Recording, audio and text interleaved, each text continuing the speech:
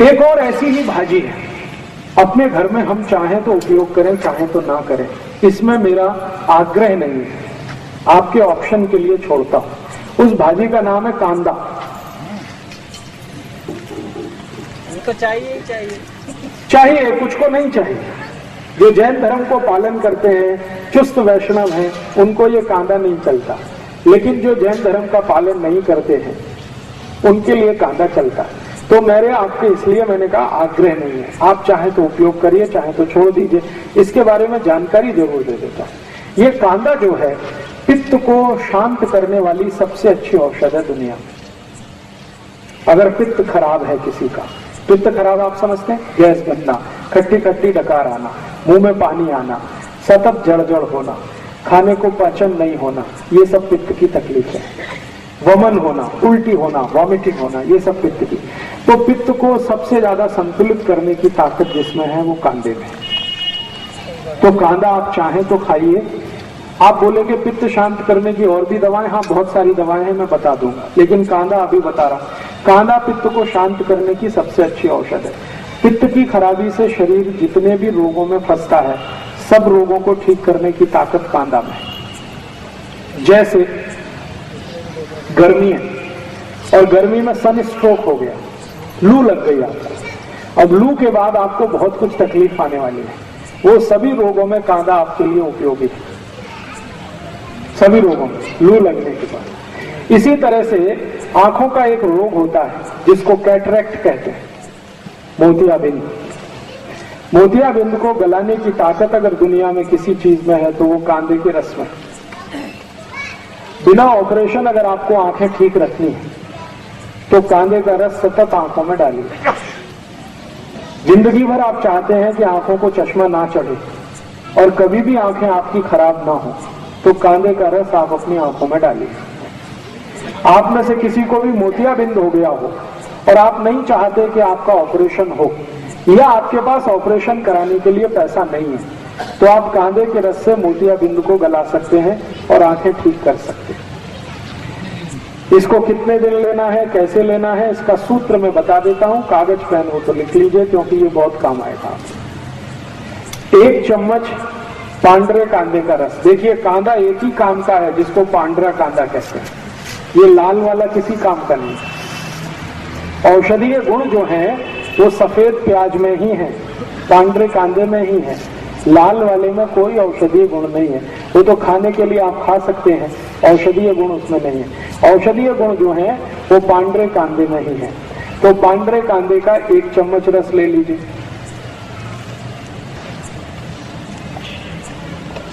एक चम्मच इसमें नींबू का रस मिला दीजिए। एक नींबू आता है जिसको बेदाना नींबू कहते हैं, जिसमें ज्यादा बीज नहीं होते, वो बहुत अच्छा है।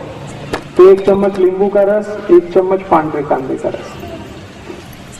फिर इसमें आप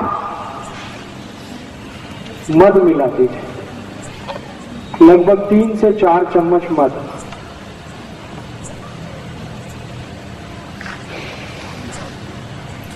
और इसी में 1 चम्मच गुलाब जल मिला दीजिए। ये चारों को मिलाकर एक बाटली में भर के रख लीजिए और खूब अच्छे से हिलाकर एक एक थेम आंख में डालिए।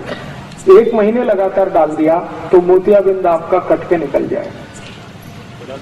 गुलाब जल 1 चम्मच, जितना आपका कांदे का रस उतना ही गुलाब जल, उतना ही नींबू का रस, लेकिन मध इसमें 3 से 4 फुट जाती, माने 3 से 4 चम्मच मध।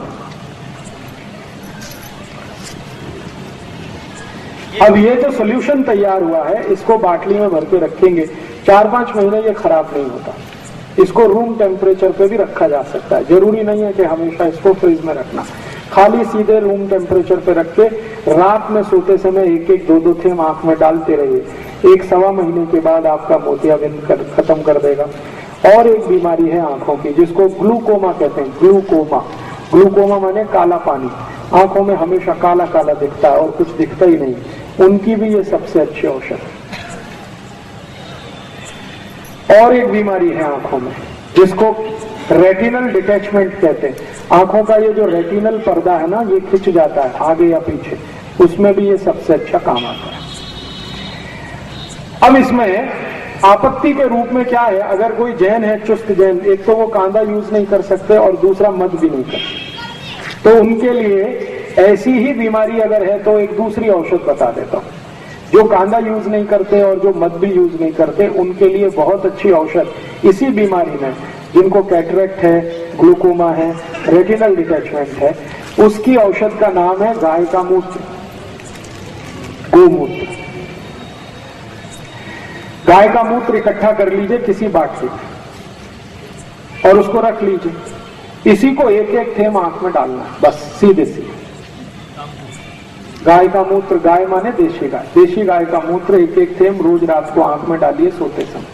तो 1 से सवा महीने में ये भी आपका कैटरेक्ट ठीक कर देगा, 2 सवा 2 महीने में ग्लूकोमा ठीक हो जाता है, और 3 महीने सतत डालें तो रेटिनल डिटैचमेंट ठीक कर देगा। 4 महीने लगातार डालेंगे तो चश्मा उतार देगा आपका।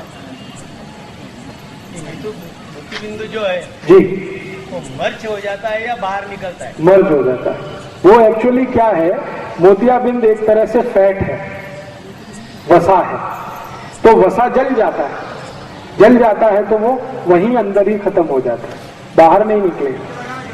जी, छान के अगर गाय बड़ी है जो 3-4 बार मां बन चुकी है, उस गाय का मूत्र लेंगे तो फिल्टर कर लीजिए, और गाय की बछड़ी है तो वो डायरेक्ट भी डाल सकते हैं, क्योंकि वो बहुत शुद्ध होता है और काफी कुछ फिल्टर होके जाता है।